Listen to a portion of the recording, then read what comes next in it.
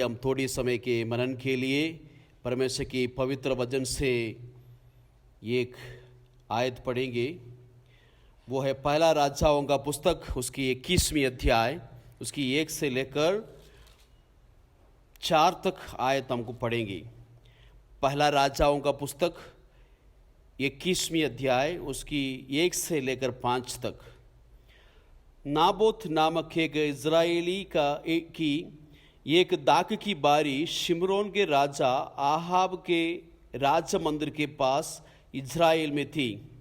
इन बातों के बाद आहाब ने नाबोत से कहा, तेरी दाख की बारी मेरे घर के पास है, तू उसे मुझे दे कि मैं उससे सागपदा की बारी लगाऊं, और मैं उसके बदले तुझे उससे अच्छी एक बाटिका दूंगा।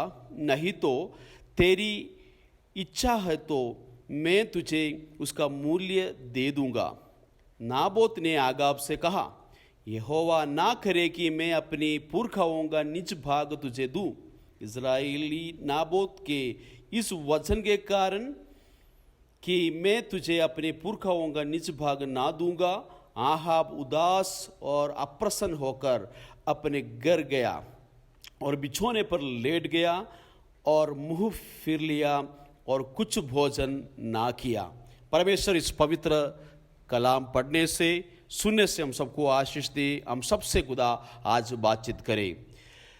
मेरे प्रिय भाइयों बहनों, आज एक फिर से इस पवित्र दिन में परमेश्वर का वचन सुनने के लिए हम सबको प्रभु ने सहायता और मदद किया। इस सुंदर अवसर के लिए मैं खुदा को धन्यवाद देता हूँ। आज हम एक खास एक विषय को हम लोग आज मनन करने के लिए जा रहे हैं, तो वो है एक समझौता वाला एक जीवन के बारे में। एक ऐसा एक पुरानी में एक व्यक्ति है जिनके जिगर ज़्यादा नहीं लिखा गया है। 1 या 2 जगह में इस व्यक्ति के बारे में लिखा हुआ है, वो है नाबोत। इनकी जीवन मेरे लिए बहुत एक चुनौती रहा और चैलेंजिंग रहा कई बार। नाबोत के बारे में पढ़ते समय मुझे बड़ा अच्छा लगता है, तो आज इसके बारे में थोड़ा सा मैं आप लोगों के साथ बांटना चाहता हूँ। नाबोत करके एक इज़राइली का एक दाख की बारी इज़राइल का राजा आहाब का राजमहल के बिल्कुल उसके पास था। जब राजा आहाब जब जैसे अपनी महल के ऊपर ऐसे चलते फिरते हमेशा नाबोत की इस दाख की बारी की ओर अपनी नज़र जाते हैं। और एक दिन आहाब ने अपने मन में सोचने लगा, उस जो नाबोत की उस बारी भी, उस ज़मीन भी मेरा होता तो कितना अच्छा था, मैं उसको सागपदा का बगीचा बनाना था। तो वो सोचकर ये राजा आहाब नाबोत के पास जाकर एक मांग रखा कि तुम्हारी जो ज़मीन है मेरे महल के पास है, मेरे घर के पास है, वो ज़मीन तू मुझे दे, और उस ज़मीन के बदले में मैं उसका ठीक पैसा दूंगा, उसका मूल्य मैं दूंगा। यदि वो तुम्हें नहीं चाहिए, उससे भी बढ़िया और कोई बगीचा मैं तुम्हें दूंगा। लेकिन नाबोत जो परमेश्वर का डर मानने वाला था, अपनी पूर्वजों का जमीन और जगह का वैल्यू उनको मालूम था, और मूसा की व्यवस्था को आदर करने वाला एक व्यक्ति था नाबोत। क्योंकि लेवीय व्यवस्था में 25वीं अध्याय में उसकी 23 से लेकर जो आयत जो हम पढ़ेंगे उसमें लिखा हुआ है, भूमि सदा के लिए बेची ना जाए। खास करके अपनी पूर्वजों का जमीन को बेचने के लिए मूसा की व्यवस्था में मना है। यदि किसी को देना है तो वो बिल्कुल नज़दीकी की कुटुंबी ही उस जमीन को छुड़ा सकता है, लेकिन और किसी को, और किसी ट्राइब को, और किसी व्यक्ति को उस जमीन को बेच नहीं सकता। तो इसलिए नाबोत को मालूम है, अपनी पुरखों ने और सदियों से और बहुत सालों से हैंड ओवर करके मुझे सौंपा गया इस जमीन को, चाहे कितना भी बड़ा मूल्य मिले, कितना भी ज़्यादा पैसा मिले, मैं उसको नहीं बेचूंगा। तो राजा आहाब को भी ऐसे जवाब दे रहा है, यहोवा परमेश्वर ऐसा ना करे कि मैं अपनी पुरखाओं का निज भाग में तुझे दूंगा। देखिए, और अपनी निर्णय के ऊपर, अपनी फैसला के ऊपर बिल्कुल अटल रहा। हमेशा सच्चाई के लिए खड़ा रहने वाला एक व्यक्ति के बारे में हमने यहां पर देखा। ये बात आपको मालूम है, राजा का दिल को बड़ा उदास किया। उसने पूछा कि राजा होने के नाते जब उसने प्रजा को मांग रखेगा तो उसको देना चाहिए। राजा जबरदस्ती भी ले सकता है, लेकिन और उसको और बड़ा दुख लगा, और आहाब राजा को नींद नहीं आया, अपने बिछोने पर जाकर लेट गया, बिल्कुल अप्रसन्न हो गया।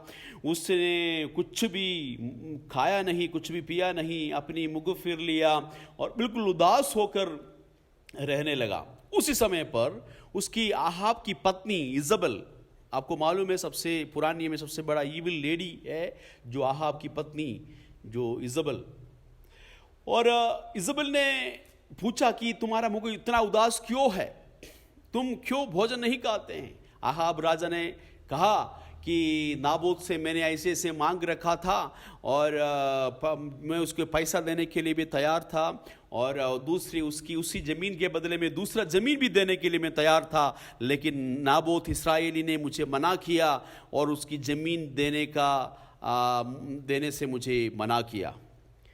और इजबल रानी बहुत चालाक थी, उसने बोला कि और तुम क्या अभी भी इस्राएल में राज्य करते हो, तुम क्या राजा है।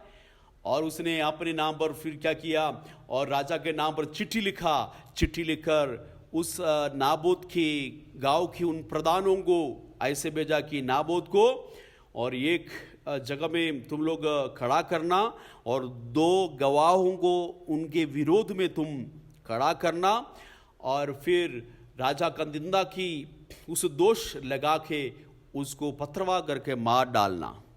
तो उस चिट्ठी लिखकर राजा की अंगूठी से मोहर लगाकर उस नाबोत के और गांव वालों को भेजा, और सब लोगों ने नाबोत को, उनके परिवार को वहां पर खड़ा किया, क्योंकि दूसरी राजा 9 अध्याय में लिखा हुआ कि नाबोत ना केवल नाबोत को मार डाला परंतु नाबोत की सब बच्चों को मार डाला, क्योंकि यदि नाबोत की कोई भी संतान उस जमीन की हकदार होगा तो वो राजा को नहीं मिलेगा। और इसलिए पूरा राजा का वो नाबोत का परिवार को उन्होंने पत्रवाह करके मार डाला। 2 गवाहों को खड़ा किया, झूठे गवाहों को खड़ा करके नाबोत को एक एक पत्थर मार के नाबोत को मार डाला। और उसी वक्त भी नाबोत को पता था कि मैंने राजा को जमीन नहीं दिया इसलिए हो रहा। उसी वक्त भी वो मरने के लिए भी तैयार था, फिर भी उसने अपना पुरखाओं का निज भाग राजा को देने के लिए मना किया। उसी बातों में उसने समझौता नहीं किया, सच्चाई के लिए और सही काम के लिए। और नाबोत उनकी पूरा परिवार वहां मर गया और पत्रवाह करके उनको मार डाला, पूरी खानदान को। लेकिन अपने निर्णय से एक भी कदम पीछे नहीं हटा। क्या इसकी जीवन, इस नाबोत का जीवन क्या आपको प्रचोदन नहीं देते?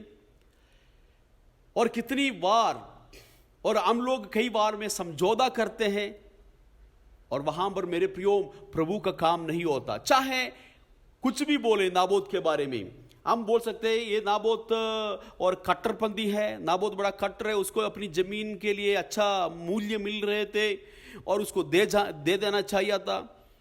उसको जो है और कई बगीचे भी मिल सकते थे अच्छा वाला, वो उसने क्यों नहीं दिया? उसका घमंड है और उसका कट्टरपन है, और वो समझदार नहीं है, वो मूर्ख आदमी है, अपना जीवन को ऐसे गवाया। ऐसे बहुत सारा लोग इसके बारे में कमेंट कर सकता है, लेकिन एक व्यक्ति सच्चाई के लिए खड़े रहने वाला, और क्या है, उसको मालूम है उसका मूल्य क्या है। और पुरानी में उत्पत्ति की पुस्तक में हम और एक व्यक्ति के बारे में मालूम है, एसाव जब खेत से बिल्कुल थका हुआ भूखा जब घर पे आ गया, अपनी बाई एक अच्छा भोजन खीर बना रहे थे, उसका स्मेल उसके मुंह में जो है नाक में आए, वो उस वक्त याकूब से पूछा कि मुझे तुमने जो भोजन बनाया वो मुझे दे। तो याकूब ने डिमांड रखा कि तुम अपनी पहलौठा खा, जो पद बेचेगा तो मेरे लिए बेचेगा तो मैं तुम्हें इस खीर दूंगा। तो और एसाव ने क्या बोला, मैं तो अभी भूखा मर रहा हूं, इस पहलोठे के फल से मुझे क्या करना है। और ऐसे सोचकर क्या किया, अपना पहलोठा का पद एक समय के भोजन के लिए बेच डाला। इसलिए इब्रानियों की पत्री में लिखा हुआ है, तुम लोगों में से ऐसे कोई भी ऐसा के समान अधर्मी होकर अपने पहलोठे के पद एक समय के भोजन के लिए जो बेच डाला हुआ, उसकी उदाहरण दिया हुआ है। देखो उसका वैल्यू क्या है, एसाव को पता नहीं चला। एसाव को यह पता नहीं चला कि एक पहलोठा होने का क्या हक कितना बड़ा है। उसी प्रकार नाबोत को पता है कि अपने पुरखाओं का निज भाग में कितनी दम है, कितनी जो है आशीषें हैं। और इसलिए कि हमारा जीवन में भी जब हम इस समाज में रहते समय कई बातों के साथ हम समझौता करते हैं। क्या आपने समझौता नहीं किए हैं हमारा जीवन में? और हम लोग सोचते हैं कि यदि हम अपनी पड़ोसी की, अपनी बरादरी की, अपनी कम्युनिटी की, अपनी जो रिश्तेदार की बात नहीं मानता है तो वो क्या होगा कि वो हमें बरादरी से निकालेंगे, हम अलग हो जाएंगे। कुछ लोग ऐसे भी सोचते हैं कि दूसरों को जीतने के लिए हम उनके जैसे बनना पड़ेगा। तो ऐसे जो हम जितने बार हम विश्वास के साथ समझौता करते हैं, जिस बात में बाइबल स्पष्ट मना करते हैं, जिस बात में और बाइबल हमको अलाउड नहीं करता, उस बात में यदि हम लोग समझौता वाले के जीवन व्यतीत करता है तो हम दूसरों को जीत नहीं सकता। हम लोग यही दावा करते हैं, हम दूसरों को जीतने के लिए हम उनके जैसे बनना पड़ेगा। वो ऐसे बनने से कोई भी व्यक्ति अभी तक किसी को जीता नहीं है, ठीक है। और ये कट्टरपन नहीं है। हम दूसरों को प्यार करना है, अपने दुश्मन को भी प्यार करना है, हम कट्टरपन नहीं दिखाना है। लेकिन विश्वास के साथ हम यदि समझौता करता है किसी भी बातों में, तो हम विश्वास में कभी बढ़ नहीं सकता। हमारा इन्फ्लुएंस, हमारी जो प्रभाव हमारी समाज में नहीं पड़ सकता और हमारा प्रभाव दूसरों तक नहीं पहुंच सकता। हम उनको हमारे विश्वास में लाने के बदले में आखिरी में मैं ऐसे कई लोगों को देखा, वो लोग समझौता करके आखिरी में वहां चले जाता है, उनके जैसे बन जाता है, लेकिन उनको जीत नहीं पाता। और कई ऐसे जो बातें हैं, कई बार आपको ठीक है, कई बार पूजा पाठ में बैठना पड़ता है, कई बार ठीक है शादी में जाते वक्त, कई बार घर में कोई ना कोई फंक्शन है और जो है घर में और कोई मरने का और शादी विवाह और हमारा समाज की कुछ ना कुछ फंक्शन, इस सारी बातों में नई विश्वास में आने वाले व्यक्तियों के लिए हर दिन चुनौती है। मैं उस परिस्थिति को अच्छी तरह जानता हूं। और लेकिन यदि हम लोग उसी प्रकार उनके जैसे समझौता वाला जीवन व्यतीत करता है तो कौन विरोध करेगा? और नहीं, हम भी उनके जैसे बन रहा है। हम सोचते हैं कि हम लोग उनको बचा रहे। और देखो यहां पर नाबोत को देखो, वो एक एक जो पत्थर उनके ऊपर पड़ रहा था, उस वक्त भी शायद मान सकता था कि मैं क्या करूंगा कि मैं अपनी जो जमीन राजा को मैं दे दूंगा। लेकिन वो मरा उसी प्रकार, लेकिन झूठ के साथ, गलत चीजों के साथ उसने समझौता नहीं किया नाबोत।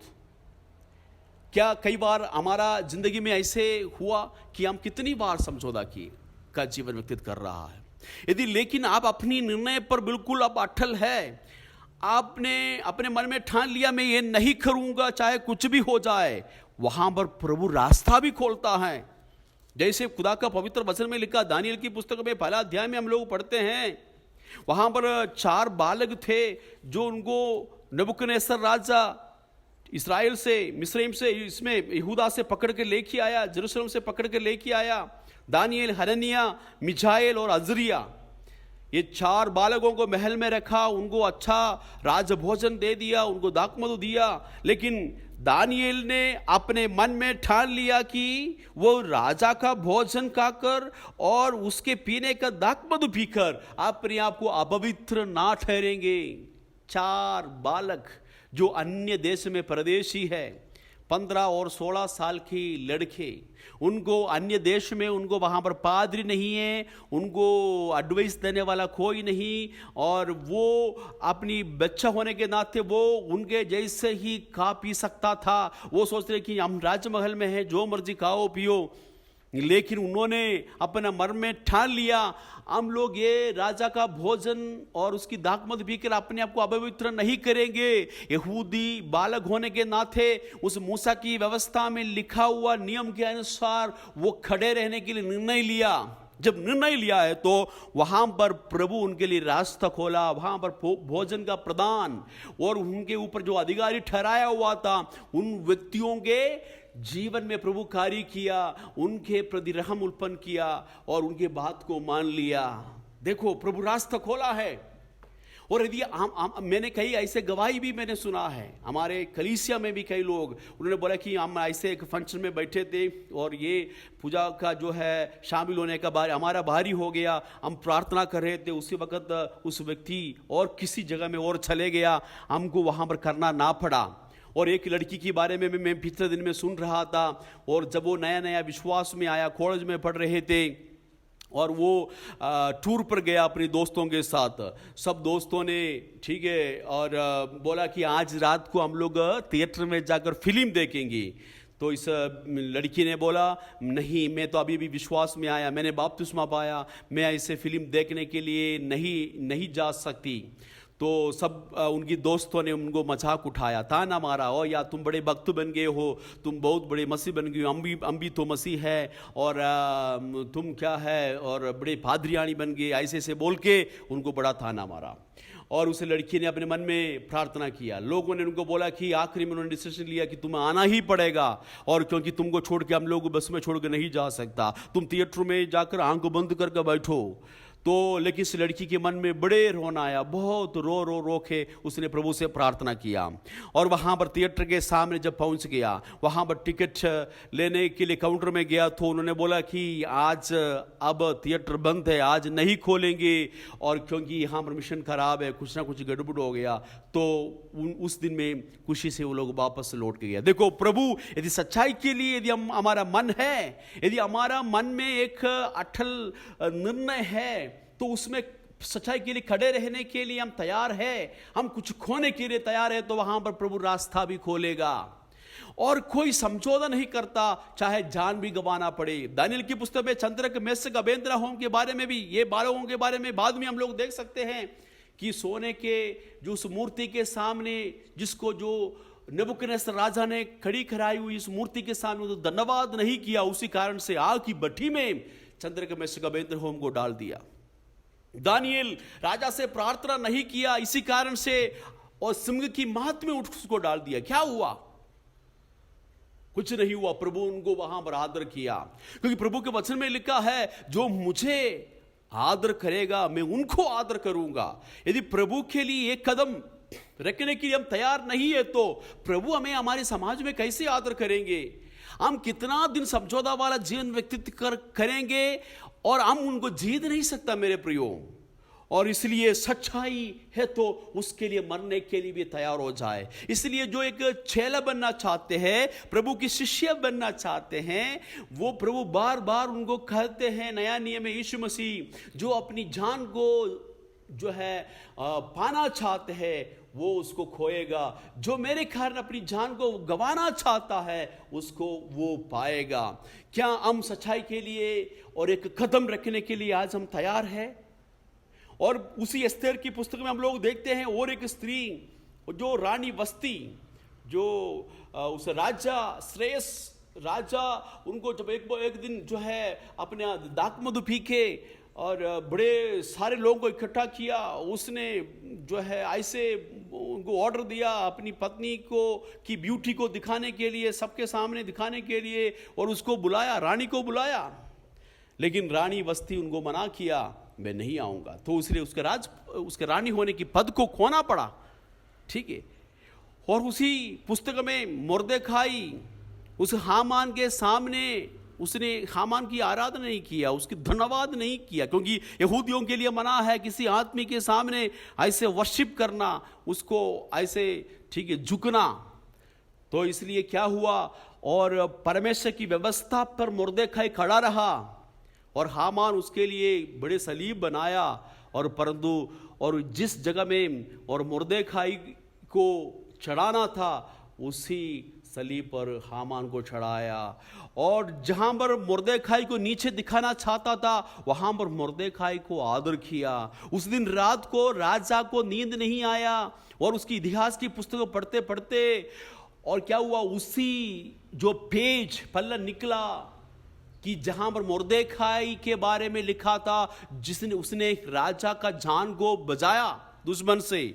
तो देखो प्रभु का बहुत बड़ा कार्य, जो प्रभु के लिए खड़ा रहता है, जो प्रभु को आदर करता है, प्रभु उनको भी आदर करता है।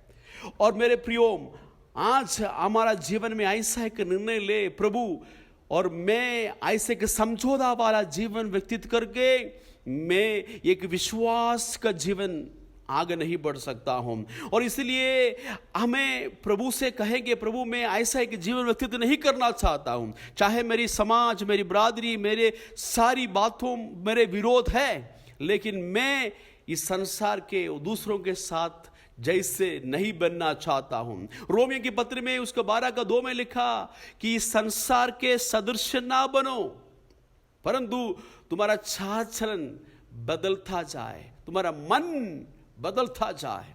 हम इस संसार के सदृश बन के जीना है तो हम मसीह की शिष्य नहीं कहला सकता है। ठीक है, हम यीशु मसीह पर विश्वास कर सकते हैं, बाइबल पढ़ सकते हैं, और क्यों हम दूसरों के, हमारे समाज में हम प्रभाव नहीं डाल पा रहा है, शायद ये समझौते वाला जीवन होगा। आज ये नाबूद का जीवन, ये उनके बारे में बहुत कुछ नहीं लिखा, लेकिन जो लिखा है ये हमारे लिए एक चुनौती है। नाबूद अपने जीवन को गंवाना पड़ा, लेकिन सच्चाई के लिए वो खड़ा रहा। और चाहे और ये कट्टरपन हो, चाहे लोग कुछ भी उनके बारे में बोले, लेकिन उनका पूर्वजों का जमीन और जगह बेचने के लिए मूसा की व्यवस्था में मना है, उस सच्चाई के लिए वो खड़ा रहा।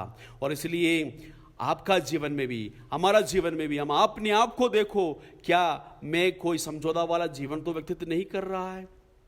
क्या मैं, और क्यों जब लोग मुझे मजबूर करता है ये प्रसाद लेने के लिए, उसमें शामिल होने के लिए, इसमें शामिल होने के लिए, मैं एक सही एक जवाब उनको क्यों नहीं दे पा रहा हूँ?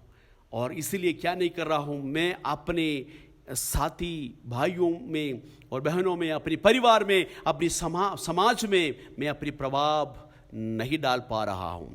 और मेरे प्रियो, यदि ये वचन, ये परमेश्वर सच्चाई है तो इस वचन के लिए खड़े रहे, और प्रभु आपको आदर सम्मान करेंगे, किसी के सामने सिर झुकाने नहीं देंगे, हम उनको एक दिन जी देंगे। हालेलुया। इसलिए और समाज को और डर के या और दूसरों को डर के हम समझौता वाला जीवन व्यतीत ना करें। यदि ये सच्चाई है तो उस सच्चाई के लिए चाहे जान भी देना पड़े, उसके लिए आप तैयार हो जाए। और खुदावंद इस पवित्र वचन से आप सबको आशीष दे। आइए हम प्रार्थना करें। मेरे प्रिय पिता और हमें अधिक प्यार करने वाला खुदा, हम आपके चरणों में प्रभु जी आज सुबह के समय आते हैं। मेरे प्रभु पिता, हमारा जिंदगी में कई बार हम समझौता वाला जीवन व्यतीत करने के लिए हम चाहते हैं प्रभु जी, और शायद प्रभु जी समाज का डर होगा, दूसरों को खुश करने के लिए होगा, लेकिन प्रभु जी कई बार हमने देखा है ऐसा करने से और हम लोगों के ऊपर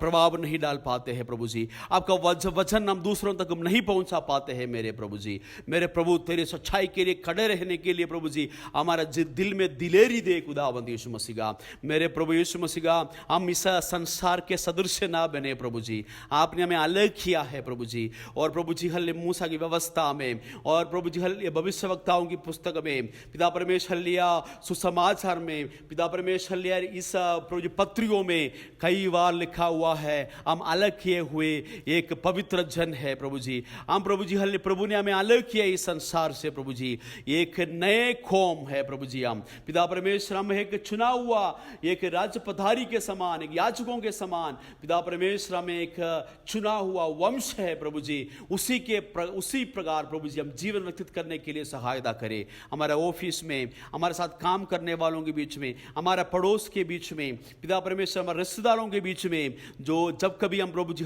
हमारे विश्वास के साथ जब हम समझौता करने की बारी आएंगी प्रभु जी, उसी वक्त हम आपका वचन को इस नाबोत की इस बारे में प्रभु याद करने के लिए सहायता करें।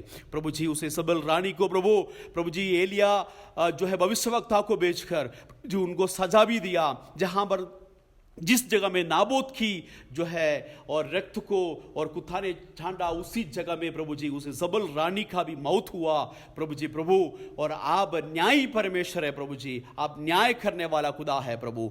मैं धन्यवाद देता हूं आपका वचन के लिए, इस उल्लास देने वाला वचन के लिए धन्यवाद। और हाँ, मुझे सुनने वाला हर एक भाई बहन को इस वचन के द्वारा आप आशीष दे खुदावंद। इस पर चलने के लिए मैं सहायता कर, यीशु मसीह के पवित्र और सामर्थ नाम से इस दुआ को मांगते हैं। सबको जय मसीह की। Praise the Lord. खुदा आपको आशीष दे।